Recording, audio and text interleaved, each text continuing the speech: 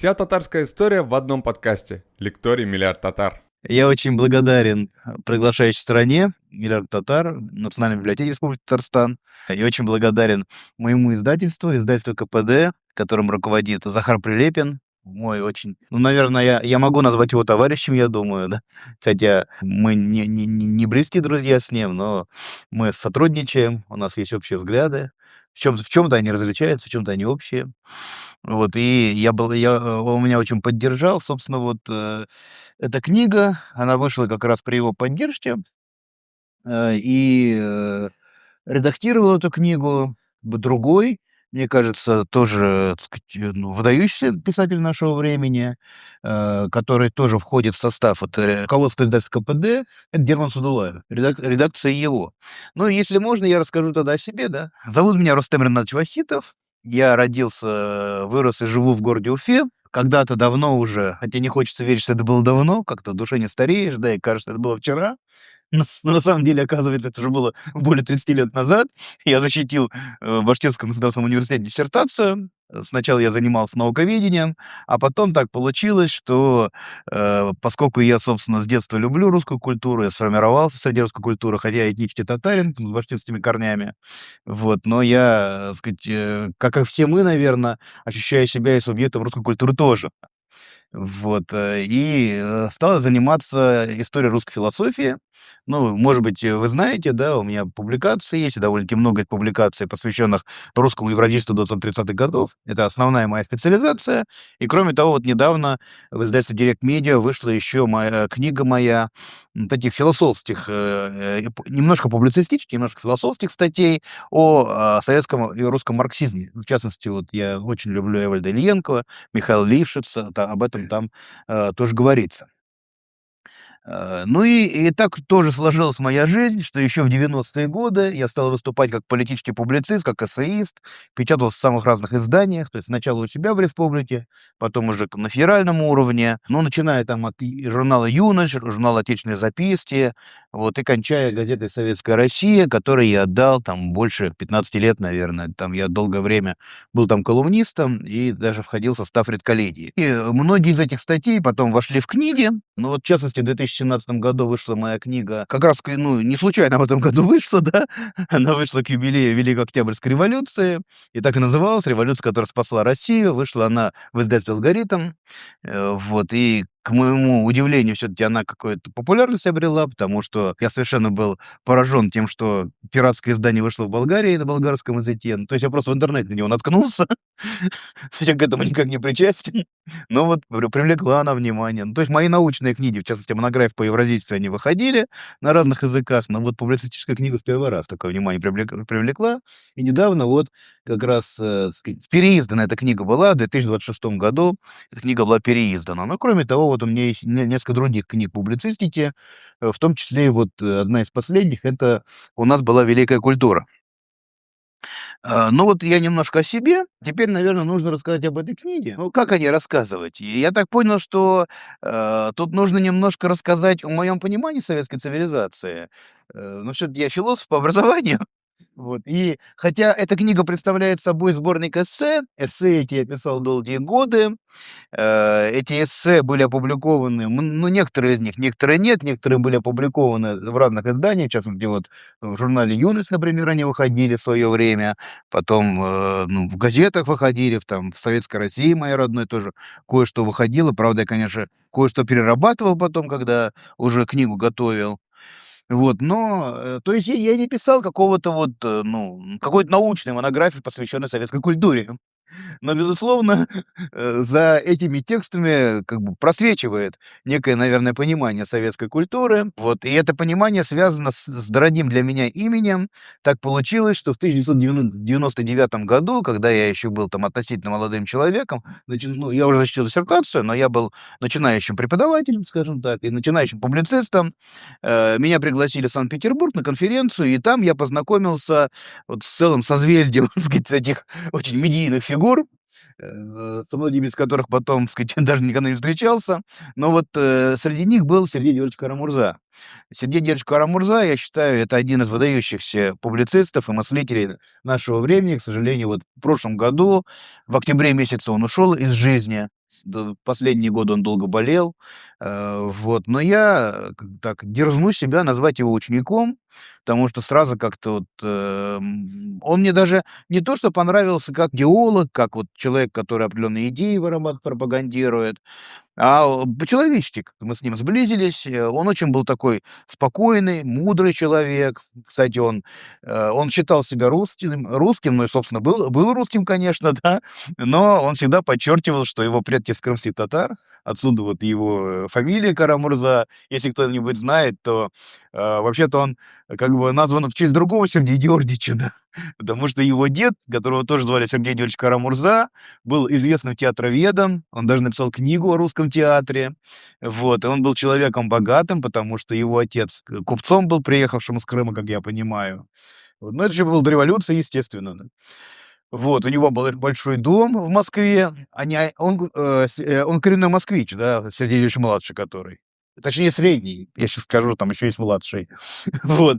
Его дед собирал у себя на квартире такие вот, салон небольшой литературный у него. Туда Вера Инбер ходила, там очень многие там представители русской культуры посещали этот салон. Вот. И Сергей Георгиевич с этим своим дедушкой общался, он очень много, как он говорил, он перенял. У Сергея Георгиевича Первого был сын Георгий Сергеевич, который был выдающимся русским китаеведом. Возможно, вы тоже об этом слышали. К сожалению, он умер очень молодым. Поскольку он был китаеведом, он хорошо знал китайский язык, у него были монографии, посвященные Китаю, то его привлекли, когда сказать, была советско-японская война, да. Вот, и там, на территории Маньчжурии, он погиб трагически в 45-м году. Кстати, мой дед тоже там воевал в 45-м году, Илья Фахитов. Ну, конечно, простой пехотинец, простой мотострелок был, а Георгий Сергеевич вообще-то офицер был, там при штабе работал.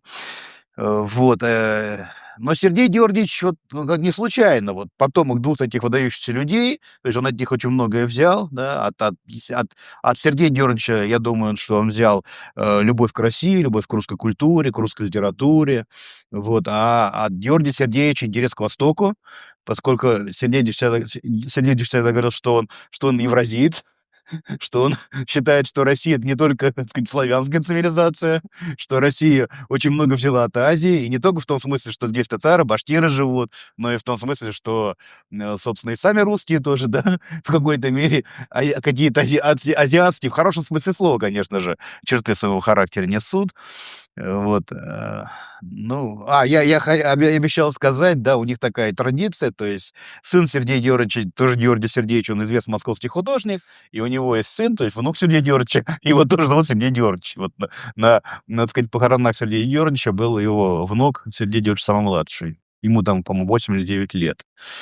Вот я считаю, что это была для меня знаковая встреча. Потом, когда я приезжал в Москву, мы с ним общались, и он мне книги свои дарил, и дома я у него бывал. Как-то он так открыл для общения. Вообще, я помню, читал как-то я, да, Богатырев, известный этнограф такой советский, да, он же специализировался, тогда еще можно было за границу специализироваться, да, стажировку проходить. 20-е годы, конец 20-х, начало 30-х годов был.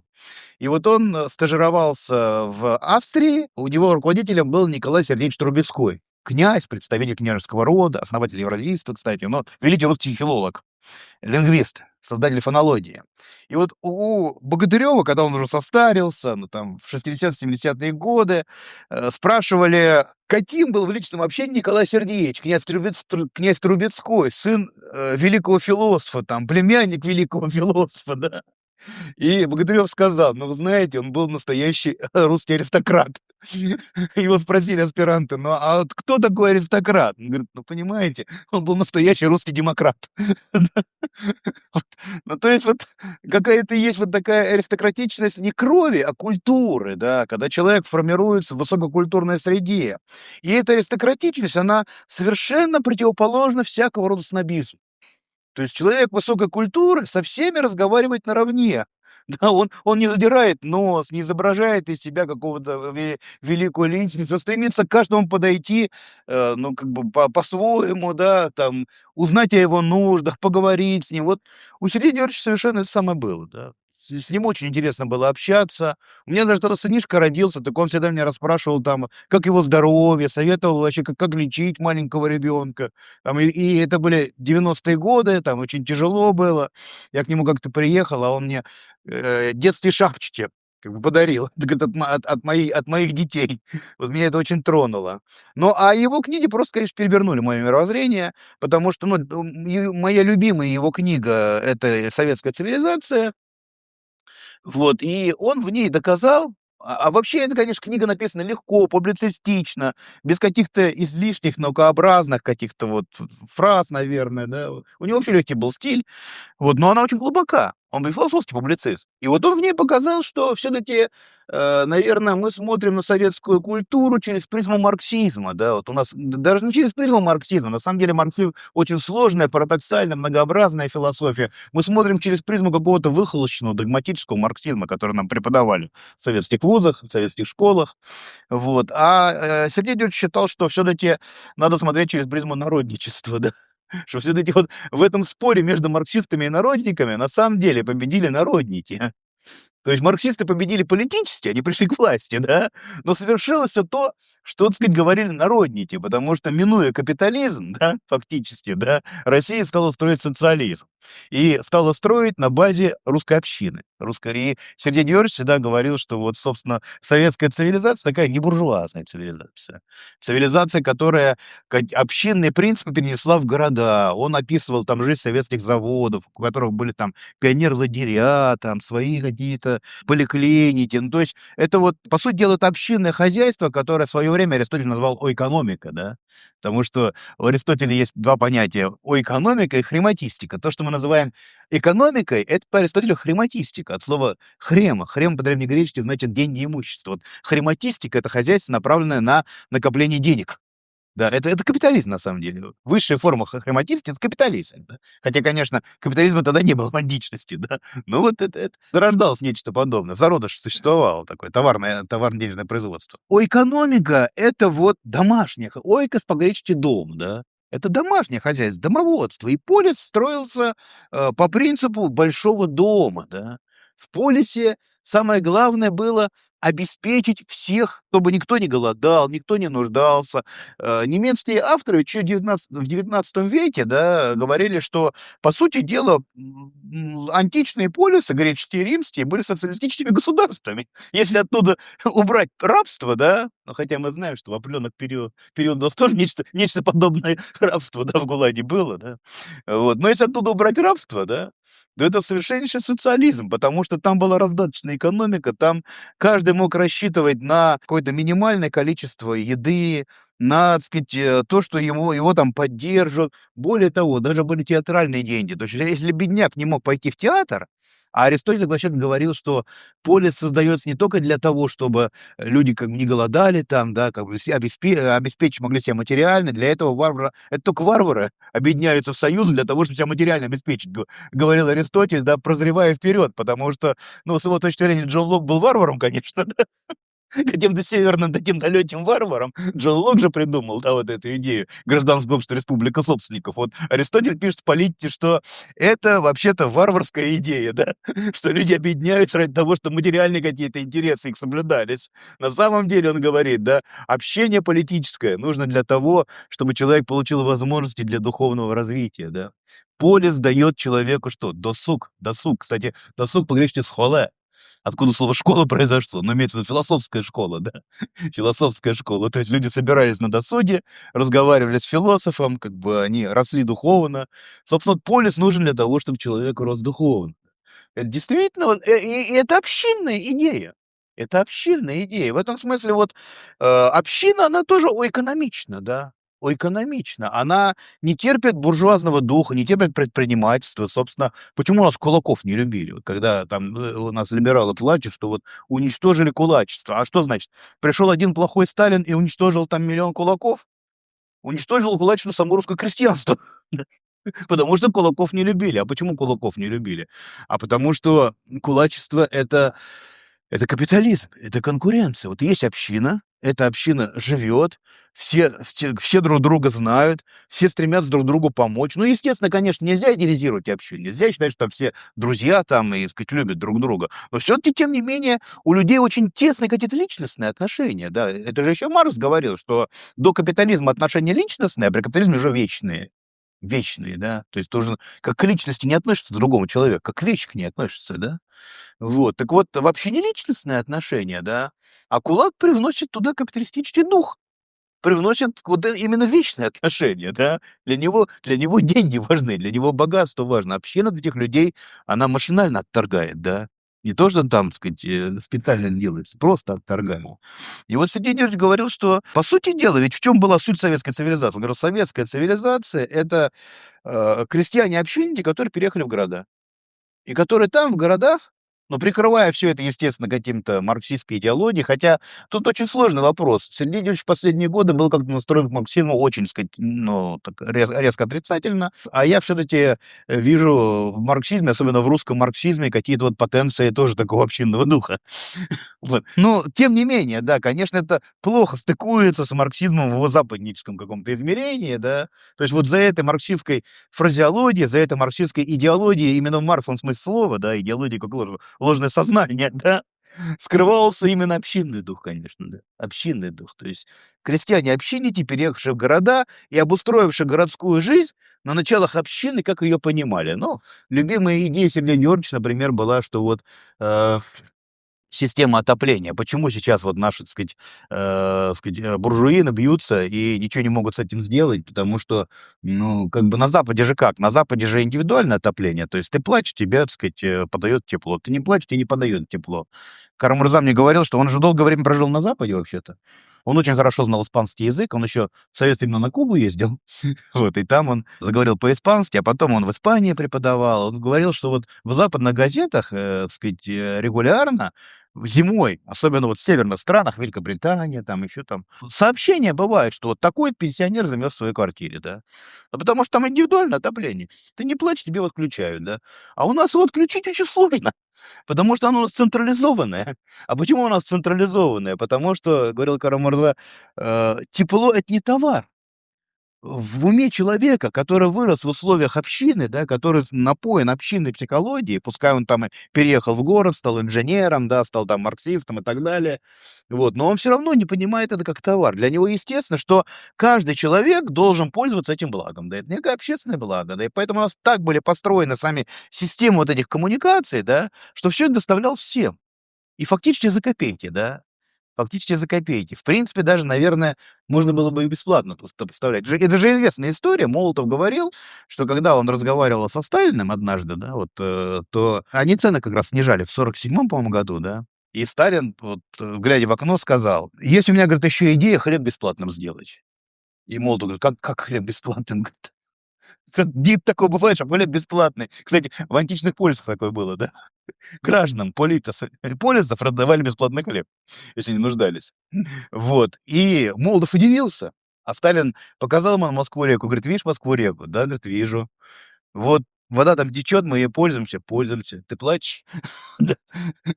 И Карамурза потом мне показывал расчеты. Он же вообще страшный был эрудит, да. Он там в экономику погружался. Вообще он химик был по профессии тогда.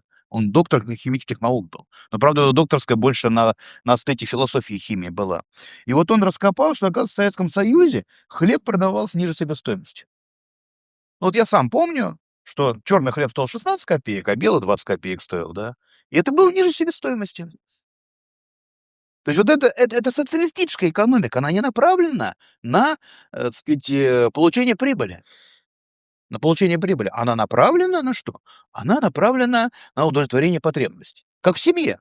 В семье же нельзя, вот Аристотель же как это объяснял, да, что экономика — это семейная экономика, да, моральная экономика. То есть в семье же нельзя сказать, что вот, ну, дедушка все равно скоро помрет, чем мы на деньги тратим, да? Давайте на нем сэкономим, машину купим, да? Нет, дедушка — член семьи, очень важный. Без него вообще очень плохо будет, да? Поэтому его нужно кормить, да? То есть каждый член семьи на том простом основании, что член семьи имеет право на кусок хлеба, на то, чтобы там одеваться, там жить в тепле и так далее. И вот, собственно, Карл же говорил, что есть общество рынок, есть общество семья. Советский Союз был обществом семьей. То есть, поскольку ты советский гражданин, лояльный советский гражданин, да, то ты имеешь право на то, чтобы в твоем доме было тепло, чтобы купить кусок хлеба. Кстати, он говорил, что была такая идея у советских этих руководителей экономики сделать хлеб бесплатным, действительно. Но от нее отказались, потому что чем дешевле был хлеб, тем больше его скупали для корма скоту, да, в деревнях. Вот, и это как-то вот к хлебу же было другое отношение. Кстати, моральная же экономика, она всегда строится на каких-то сакральных ценностях. Хлеб как сакральная ценность была. Ну, давайте я перейду вот к тому, собственно, с чего мы начали. Да, почему я об этом всем говорю? В определенный момент, ну, когда уже мне, наверное, было лет за 30 или за 40 даже, я вдруг обнаружил, шокирующе для меня было, да, что вот вся эта постсоветская культура, то, что вот началось после, так сказать, перестройки и после ельцинщины, она как-то вот удивительно духовно и творчески бесплодна. Как я это обнаружил? Я приехал в Москву на конференцию, иду, значит, по Арбату, стоит там молодежь. Молодежь была уже возраста моего сына, да, то есть лет 17 им было уже, да, и поют Цоя. А я вспомнил, что в 89 году я приехал в Москву, то есть я был примерно как они, ну, мне 19 лет было в 89 году. И там стояли такие же ребята и тоже пели Цоя. И я подумал, 30 лет прошло. Чё они новых песен-то не придумали, да? Не придумали новых песен. А потом студентов своих спрашивал. Он говорил, что ну вот вы поете Цоя, там, Наутилус Помпилиус вам нравится, Чайф, но это же ведь музыка моей молодости. С тех пор 30 лет прошло. Есть что-нибудь новое, что-нибудь интересное? Они так мнутся. Да вроде нет, да? Вроде нет. Почему? Вот Михаил Александрович Лившиц любил один из моих любимых как бы таких персонажей, да, в интеллектуальном поле, любил вспоминать слова Георгия Валентиновича Плеханова. Да. Плеханов говорил, что когда девушка потеряет любимого, она поет песню. А когда богач потеряет деньги, он песни не поет. Да. То есть вот капитализм — это такое общество, говорил Лившиц, да, при котором, так сказать, песен петь невозможно. Да. То есть, ну, там какие-то песни поются, но они поются для того, чтобы деньги получать. Для того, чтобы деньги получать, а вовсе не потому, что это какой-то эстетический смысл имеет. Лившиц это как объяснял? Он говорил, что рынок, он, так сказать, построен на товарообмене, да. Товарообмен предполагает некие отношения, относительно формы стоимости, да, Маркс об этом писал в «Капитале».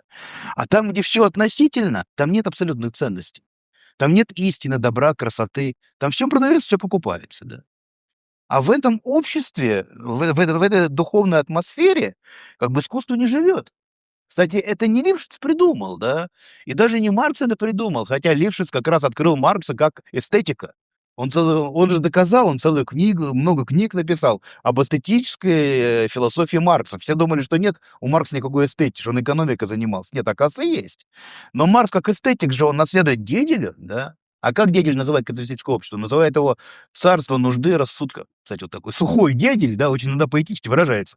Царство нужды и рассудка. Вот царство нужды и рассудка, так сказать, песен не поют, да, настоящих эти, которые за душу берут. И я вот подумал о том, что, наверное, вот этот взрыв, а ведь на самом деле вот эти 60-е, 70-е, даже 80-е годы, то есть это последние десятилетия советской цивилизации, ведь это была эпоха настоящего культурного взрыва. Вот у нас был золотой век русской культуры, это вот эпоха Пушкина, да. У нас был серебряный век, это начало 20 века. И я считаю, что у нас был бронзовый век.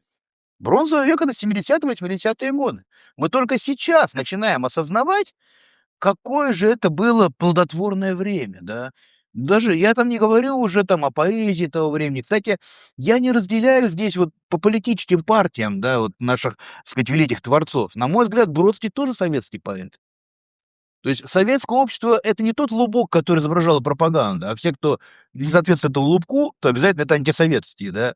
У меня даже там, по-моему, есть статья, она называется «Антисоветская советская интеллигенция», да, где пытаюсь показать, что наши диссиденты, наша антисоветская интеллигенция по своим каким-то экзистенциальным, да, экзистенциальным ценностям тоже была советской. Тоже была советской, да, понимаете? Потому что у них тоже там ценности взаимопомощи, коллективизма, да, которые очень странны для людей, которые проповедуют конкуренцию и свободный рынок. В принципе-то, да. Как раз, ну вот, и не только о поэзии говорю. Вот повседневная культура, о чем мы сегодня, да, из чего мы сегодня с вами собрались. Вот, допустим, там фильмы те же самые.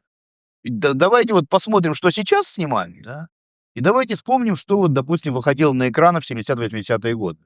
Тот самый Мюнхгаузен, да, или там "Ирония судьбы", или "Служебный роман". Это же шедевры кинематографа. Настоящие шедевры. То есть о каждом из них можно по несколько монографий написать на самом деле.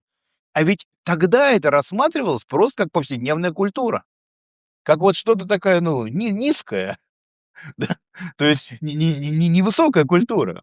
Так, развлекаловка какая-то, да. Я помню, моей маме, сказать, ее соседка объясняла, что "Служебный роман", говорит, я смотрела. О чем, говорит, фильм? Да там про какой-то статистический институт, как они там не работают, а всякими дуростями занимаются, да. Ну, собственно, конечно, фильм-то об этом, да. Но ведь насколько там глубоко показаны человеческие отношения, насколько глубок лиризм Рязанова именно как вот кинорежиссера. Кстати, один умный ученый мне как-то сказал, что у Рязанова есть всегда очень такой мощный факт, да, он окна показывает. У него всегда вот есть, так сказать, такие горящие сумерки и горящие окна. И это придает какой-то внутренний лиризм у киноповествования, потому что, ну вот ты идешь по городу, видишь горящее окно и думаешь о том, что вот, ну там люди живут, да, наверное, им сейчас хорошо, тепло, они сидят, чай пьют, да. То есть какую-то лирическую атмосферу придает это, да. Вот Рязанов умел это делать, да. И, кстати, обратите внимание, ведь как большинство из этих режиссеров, поэтов, писателей, они как-то в определенной мере были антисоветчиками. Я, кстати, не считаю, что в Советском Союзе были люди просоветские и антисоветские. Через сердце каждого советского человека проходила вот эта линия, да, граница между советским и антисоветским. Каждый немножко был и советским, и антисоветским, да. Ну, а у деятелей нашей интеллигенции, особенно такой вот либеральной, прозападной интеллигенции, это совершенно явно ощущалось. Но ведь когда все это кончилось, когда вот как анты оторвали от земли, их оторвали от советской почвы, да, что там стал снимать Рязанов? Какие-то там про Клячин, да, там еще там. Особенно впечатляющий фильм был про Ельцина, да, как на Иосифовна Ельцину котлетки готовит, да. Очень такой проникновенно. Ну, я, конечно, все в кавычках, да, говорю, что все это очень проникновенно. А почему? Все изменилось. Все изменилось. Ну вот та же самая "Ирония судьбы". Ведь если вдуматься ведь если вдуматься, то там есть 2 линии персонажей, да. 2 линии персонажей. Первая линия персонажей — это Галя и Ипполит. Галя и Ипполит. И кто они такие? С точки зрения нашей современности, капиталистической, в которой мы сейчас живем, да, это очень приличные, солидные, положительные люди. Они делают карьеру. Ипполит, скорее всего, какой-то руководитель. Пока еще, может быть, не крупный, но он, строго говоря, он, конечно, советские люди старше выглядели, чем мы сейчас выглядим, да. То есть он, конечно, там выглядит лет на 50 или даже больше, а на самом деле, я думаю, лет 35, наверное, ему, да, по сценарию. Вот. Так что он пока средний руководитель, но у него машина есть. В Советском Союзе это вообще очень, ну, много значило, да, то есть далеко не у всех были машины, да. Личный автомобиль хороший, "Жигули" какие-то последней модели, да. Он хорошо, прилично одевается. Скорее всего, он даже за границу выезжает, да. Он какие-то там сногсшибательные духи для своей Нади нашел. Или в "Березке" купил, или из-за границы привез, скорее всего, да. И видно, что он растет, он на перспективу настроен, да. Он собирается стать каким-то крупным начальником. И, уверяю вас, он станет. И если мы попробуем дофантазировать его судьбу до, так сказать, постсоветской эпохи, да, он, может, потом еще каким-то директором банка станет, да. То есть такие люди становились ими, да. Вот, ну, а Галя тоже. Галя, в общем-то, человек такой прагматичный, но просто она женщина, да, а в те времена считалось, что карьера женщины — это удачно выйти замуж. Вот, ну, и она, конечно же, тоже к этому стремится, вот, но она не просто, так сказать, стремится выйти замуж, она же стремится своего вот этого чудаковатого, непутевого будущего мужа, ни на что не способного, как она к нему относится, да, в какую-то нормальную компанию затащить, да, чтобы он с приличными людьми общался, с катанянами, которые там в Суздаль ездят, да, и в монастыре там Новый год встречают и так далее. То есть вот это люди, которые о глупостях никаких не думают, стихов не читают, песни под гитару не поют, да. Они делают карьеру, они занимаются делом. Галя будет, так сказать, строить коммунизм в отдельно взятой квартире, там, обставлять ее, там, гарнитуры покупать, одежду, да. Ипполит будет карьеру делать. А противостоят там вот такие чудики. чудите, да, Надежда и, так сказать, Женя Лукашин, который, ну, настолько, так сказать, непрактичен, что сумел напиться в тот день, когда он должен был со своей невестой вообще Новый год встречать. И почему-то в Ленинграде оказалась. А Надя, которая должна была... И если бы она была по характеру Ипполитом, ну, только в женском, Ипполитом в юбке, да, что бы она сделала? Она бы выпинула в подъезд сразу же, да? Какого-то пьяного мужика, который в квартире оказался. Она все-таки вот, конечно, повозмущалась, но все-таки оставила его, пожалела. А потом обнаружила, что у них много общего, что они поэзию любят, да, и что для них, в общем-то, хотя, конечно, они жалуются на жизнь, что там все плохо, там денег мало, хотя, ну, для нас это очень странно, да, они квартиру бесплатно только что получили, у них ипотеки никакой нет, да, они тут на жизнь жалуются, да, но тем не менее. Но все-таки вот они любят свою профессию, они влюблены в свою профессию. Они не собираются делать карьеру в плохом смысле слова. Ну, да. То есть в том смысле, что для них не важно там вот, получать какие-то начальственные должности, зарплату там, чтобы у них росла. То есть Женя Лукашин хороший врач. Видно, понимаешь, он хороший врач, он любит свое дело, ему нравится лечить людей, а Надя хороший педагог. Хороший педагог. Она, скорее всего, словесник, да, она любит поэзию, она любит стихи, она любит песни. И вот они друг друга нашли. То есть в чём мораль фильма? Мораль фильма в том, что непрактичные, чудаковатые, вот такие не от мира сего, романтичные, влюбленные в высшие ценности, они как бы получают главный жизненный приз, да? Они обретают жизненное счастье. А люди практичные, которые строят карьеру, которые стремятся все обдумывать, которые подчиняют жизнь плану, ну, то есть живут так, как требует вообще Дейл Карнеги. Тогда его еще не читали, да, но на самом деле, это, так сказать, поведение человека буржуазного общества, да. Они оказываются ни с чем. Ипполит, как бы пьяный, в мокром пальто, с отпечатком ноги на спине, да, уходит в никуда, да.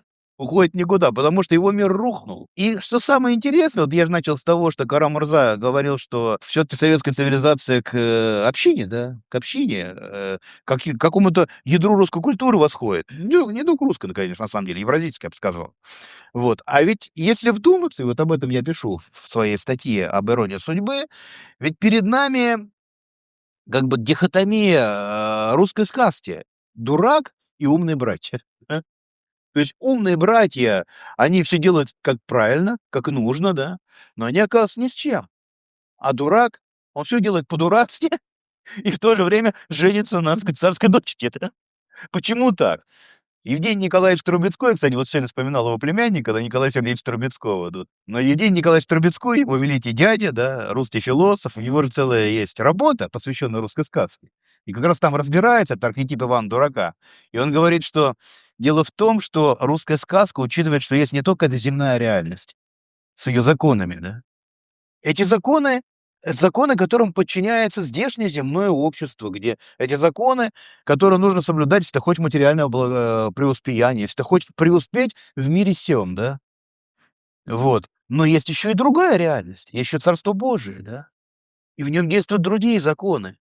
И мудрость Царства Божьего, она как безумие для нашего земного мира, да. И поэтому дурак и выглядит дураком, он не дурак на самом деле. Он мудрейший человек. Он живет по Божьим заповедям, да, по Божьим заповедям. Но в глазах этого мира он дурак, да. Но почему он побеждает? Потому что Бог зло победил, да. Потому что Бог мир победил, да. Потому что Царство Божие выше, да, чем Царство земное. Вот поэтому он побеждает. То есть вот мне кажется, что в этом фильме как раз заложен архетип вот этой русской культуры как раз тоже, да. Собственно же, как Лукашин становится счастливым человеком? Благодаря чему он обретает свое, так сказать, ну, настоящее счастье, находит женщину, которая ему подходит. А явно же Галя ему не подходила, да. Ему подходила Надя, да. А он ведет себя по-дурацки. Он напевает, с этим веником ходит, да. И, кстати, обратите внимание, ведь Ипполит в конце фильма, он как-то так смекает.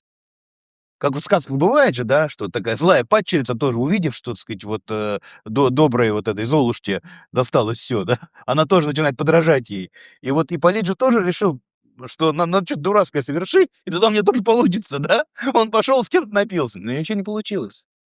Потому что всё это фальшиво. Ну, потому что нужно быть человеком, который верит в чудо. Который верит в чудо. Не притворяться, что ты веришь в чудо для того, чтобы денежки получить, да, а просто верить в чудо. бескорыстно. Вот об этом, мне кажется, этот фильм. Вот, ну и вот, подобным образом, собственно, я и о других явлениях повседневности говорю. Но поскольку у нас есть еще немножко времени, да, может, я расскажу про, свое исследование, которое касается ну, погоди, про Высоцкого хотите, да? Ну, давайте про Высоцкого поговорим. Ну, что тут сказать про Высоцкого? Ну, давайте начнем с того, что я очень люблю Высоцкого. Так получилось, что, по сути дела, я вырос с ним.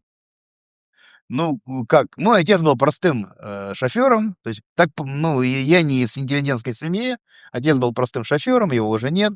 Мама моя, слава богу, жива, она всю жизнь на заводе контролёром проработала. Ну, кстати, интересно, да, советское общество мальчику из простой семьи, с окраины города, я родился на окраине Уфы, такой вот район, который назывался Старая Уфа, там были деревянные дома, такая слобода, как сейчас сказали бы, да. То есть, собственно, мы даже городом это не называли. Мы говорили в детстве, я поехал в город, там, где каменные здания стоят, а у нас там, сказать, коровы были, там, сказать, курицы по улице ходили, да, автобусы где-то там далеко были. В общем, такая полудеревня. Кстати, ну, опять-таки, что подтверждает, да, то, о чем говорил Карамурза. Советский житель, на самом деле, даже и горожанином, как правило, не был. Он был полуаграрием. Полуаграрием. Он сохранил вот, какой-то внутренний мир и мировоззрение вот этого аграрного человека, да. Кстати, есть такой, очень, ну, к сожалению, недавно умер, несколько лет назад, мне кажется, выдающийся российский, социолог-демограф Вишневский, по-моему, да, Вишневский. У него есть книга, она называется "Серп и рубль". Кстати, он либерал, убежденный либерал-западник, он работал всю жизнь в ВШЭ, да, ну, не всю жизнь, но как ВШЭ открылся, он в нем работал. Но вот меня чем поразила эта его книга, он честный исследователь. Он прямо пишет вот о том, что существует 2 типа мировоззрения, да. И одно мировоззрение он обозначает через понятие рубль, то есть мировоззрение, которое связано с рыночными отношениями, да. А рыночные отношения — это конкуренция, а конкуренция — да, индивидуализм, да, индивидуализм. А, кстати, филологи знают, да, слово "индивидуум" придумал римский поэт Тит Лукреций Кар. Он же был эпикурейцем, да, то есть сторонником теории атомов. И он, ну, рассказывал на латыни, на своем родном языке, о теории атома Демокрита и Эпикура. А в латыни не было слова "атом". А, ему нужно было придумать латинский эквивалент слова "атом". Атом, атомос по-гречески, значит неделимый, да. Вот не по латыни "in", а делимый dividuum. Дет Вот индивидуум — это атом на самом деле, да? Да, индивидуум, значит, неделимый, да, по-гречески атом. Вот, и я к чему это говорю? То есть рынок — это конкуренция, конкуренция — это индивидуализм, индивидуализм — это атомизация. Атомизация. Вот так рождается общество рубля, где во главе стоят деньги, да, где во главе угла стоят деньги, да.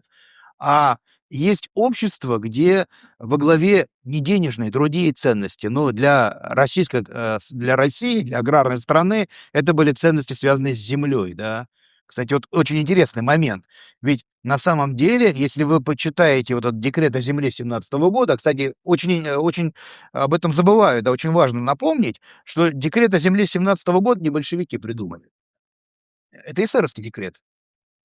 Ленин просто его взял, потому что Ленин был таким вот, ну, гениальным, реальным политиком, да. Он понял, что вот если большинство страны, 80% населения крестьяне, да, хотят этого, надо за этим идти. У большевиков была другая аграрная программа. Декрет о земле — эсеровский декрет. А эсеры свой декрет разрабатывали, собирая наказы, да. Так вот, в первых же строках декрета о земле что написано? Написано: "Запрещается частная собственность на землю". Да. То есть русское крестьянство не хотело частной собственности на землю, да. А почему не хотело? А потому что земля для нее была святыней. Что значит частная собственность? Частная собственность предполагает, что вот земля тебе принадлежит, ты чё хочешь можешь с ней делать, да. Хочешь — забрось ее, не сей, да. Хочешь — на ней чё-нибудь построй, хочешь — перепродай ее, или пусть стоит так, а потом в цене вырастет, и ты продашь ее подороже, да. А крестьяне считали, что земля — это такое теофания, это проявление начала Богородицы, да. Они так говорили, что земля — это мать, да, земля — это Богородица, да. То есть земля хлеб родит, земля жизнь дает, да. То есть они воспринимали ее как святыню, а святыню нельзя продавать. Святыня не может быть частной собственностью, да. Это даже носитель либерального сознания понимает, потому что носитель либерального сознания считает, что все можно покупать и продавать, кроме чего? кроме человека. Кроме человека. Либерализм запрещает рабство, да, потому что основная его идея — это свобода человека, да. Если он, так сказать, провозгласит, что, есть люди, которые могут быть рабами, ну, значит, рушится вся идеология либерализма, да. Просто рушится. То есть для того, чтобы, всё покупать и продавать, должно быть что-то одно непродажное, да. Вот Клайв Льюис однажды сказал, что вот если мы стоим, смотрим в окно, да, и видим там деревья в саду, да, то почему мы видим деревья в саду? Потому что окно прозрачное, а деревья непрозрачны. Если бы деревья были тоже прозрачными, мы ничего не увидели, да. Вот либерализм, он предполагает, что все продажно, потому что есть что-то одно непродажное, а непродажное — это личность человека. Личность человека должна быть свободной. Без свободы личности человека невозможно рыночные отношения, да. Рынок свободу предполагает. Ты приходишь на базар, чё хочешь, то и выбираешь. А если тебе говорят: "Ты это не должен покупать, я это не должен", это же не рынок, да. Это уже не рынок. Но все остальное продажное, в том числе земля. А вот для крестьян не личность человека была, так сказать, высшей ценностью, такой святыней. Да, потому что крестьянин, он человек коллективист. Для него, так сказать, отдельный индивид значит гораздо меньше, чем коллектив на самом-то деле, да, если вдуматься. Но для него земля. Для него земля — это высшая земля — это то, что его кормит, да. И вот это особого рода экономика, это особого рода экономика, которая и особого рода жизнечувствование, особого рода жизнеустройство, как говорил Карл Мурза, да, которое построено на моральных ценностях, не рыночных моральных ценностях. Я о Высоцком говорил, но, наверное, не случайно вот об этом заговорил. Я просто, сначала-то заговорил, вспомнил папу-маму, да, и про то, как, отец мой слушал Высоцкого, и про то, как, так сказать, там, родившись в такой семье-то, я, собственно, стал кандидатом наук, чего бы, наверное, сейчас не произошло. Потому что я представляю, сколько нужно заплатить денег, чтобы учиться в университете. Да, у моей семьи тогда денег не было. То есть всё-таки вот, советское общество в этом смысле гораздо было, мне кажется, более гуманным. Но давайте к Высоцкому вернемся. Вот я с детства его люблю, с детства его слушал. В принципе, я вот уже в возрасте стал себя ловить на мысли, что я, наверное, несколько десятков его песен просто наизусть помню. Когда я их слышу, да, я, так сказать, уже в уме их могу воспроизвести. В определенный момент, когда уже я стал философом, да, я стал задумываться над тем, а что же такое Высоцкий, да, чем был Высоцкий для Советского Союза. Кстати, у меня тут в статье подробно разбирается его жизнь, да, его собственные взгляды. И очень интересно, что ведь человек Высоцкий несколько отличался от поэта, от барда Высоцкого, да. Так всегда бывает, да. Человек — это одно, а его какой-то вот, творческий облик — это другое. И я даже считаю, что если мы имеем дело с каким-то великим поэтом, писателем, там, художником, то он как художник всегда крупнее себя как человек. Ведь Пушкин про это здорово сказал, что пока не призовет поэт к священной жертве Аполлон, да, и так далее, среди детей презренных света, быть может, всех презрение он, да. Ну, не презрение, конечно, может, я не об этом говорю, да. Ну, вот возьмите Толстого, сравните «Войну и мир» и сравните его вот эти философские статьи. Но ведь как философ он довольно мелок был, если уж честно говорить, да. Не достоин себя как поэта, да. Высоцкий, на самом деле, ведь тоже был, ну, по сути дела, типичным представителем такой интеллигенции, номенклатурной интеллигенции. Папа высокопоставленный военный, работал в театре на Таганке, да, то есть, у него были такие довольно-таки прозападные взгляды, жена француженка, ездил за границу, да. Он был своеобразным либералом, таким советским либералом, да, таким демосоциалистом. Это тогда модно было в те времена, да. Но совершенно другое дело Высоцкий поэт. И для большинства населения страны он же был просто голосом. Он был просто голосом. Собственно, вот папа мой слушал, да, я помню. Мама всегда говорила: "Выключи этого уголовника". Она почему-то была убеждена, что это уголовник. Хотя на самом деле он человек, который знал несколько иностранных языков, там, да, жил в Москве. Кстати, вот сравните его поэзию, ну, стихи, не песни, а стихи, которые он писал, да, вот, и его песни. Это же совершенно разные вещи. Это поэзия довольно-таки культурного такого, так сказать, ну, советского интеллигента, который, видно, что там, не знаю, там и Пастернака читал, там, и западную поэзию знает, но она так за душу не цепляет, да. А песня — это нечто иное. И я пришел к выводу, что все-таки вот Высоцкий — это на самом деле создатель советского эпоса. Вот у таких вот цивилизаций какого-то такого аграрного, не торгового типа, да, существует такого рода, сказать, ну, форма искусства, как эпос. Да. Вот Георг Лукач, друг Лившица, говорил, что в буржуазном обществе эпоса нет. Да? В буржуазном обществе при капитализме роль эпоса выполняет роман. Да. В романе самое главное — это, так сказать, отношения людей. То есть, это индивидуалистическое общество, и там, так сказать, очень важно, чтобы и в литературе были отражены индивиды и их отношения. Да? А эпос, он о другом. Да? Эпос, он о жизни. Просто зеркало, отражающее жизнь. Как, например, сказать, вот рапсоды в Греции, да, которые вот создали этот эпос. Мы его Гомеру приписываем, но Гомер на самом деле только же обработал его. Вот я иногда думаю, что если бы от советской цивилизации не осталось ничего, кроме песен Высоцкого, вот вообще ничего, да, пришли к власти какие-то ярые антисоветчики, все уничтожили, да, и остались только песни Высоцкого, то, в принципе, по этим песням можно было бы восстановить жизнь Советского Союза, да? Потому что они отражают все. Там есть и жизнь интеллигенции, и жизнь рабочего класса, да, и простые шофера, и уголовники, и хулиганы, да. И Высоцкого всегда упрекали в том, что он якобы, так сказать, очерняет советскую действительность. Какой-то очень глупый взгляд на искусство, но восходящий к эпохе Просвещения, когда считал, что искусство должно быть назидательным, обязательно там положительный герой должен называться Правдин, там, да, а отрицательный герой обязательно Скотинин. Ну, чтобы сразу было понятно, да, кто хороший, кто плохой. Но в жизни так не бывает. В жизни так не бывает. Жизнь многообразна. В жизни, так сказать, черное и белое между собой связаны. И сам Маркс однажды очень хорошо сказал, что наши недостатки — продолжение наших достоинств, да. Наши недостатки — продолжение наших достоинств. Это действительно так, да. Это действительно так. И что же, действительно, в советском обществе было и это, да. Была и шпана там полууголовная, и о ней Высоцкий тоже пишет, потому что он это все видел.